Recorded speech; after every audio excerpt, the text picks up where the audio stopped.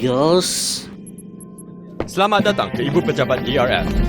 Saya Terasawa, Ejen DRF, Defence Rescue Force. Oh, dia tahu nama kita lah.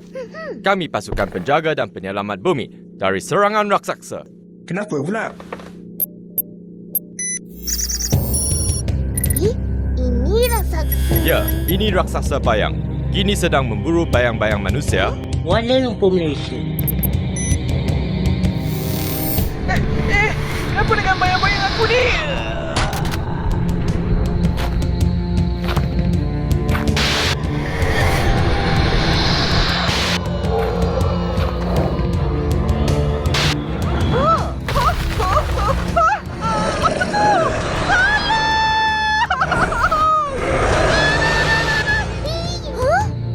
Bayang-bayang manusia adalah sumber tenaganya.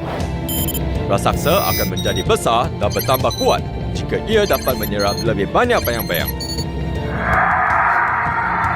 Dahsyatnya.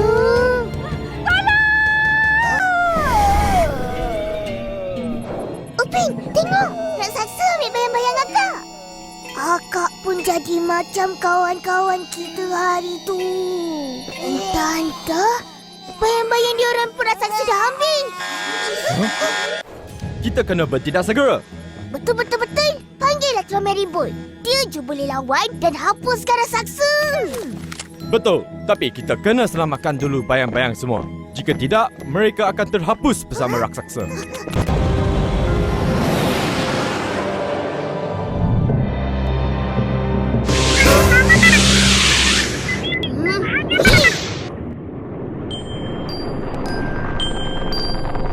Aduh.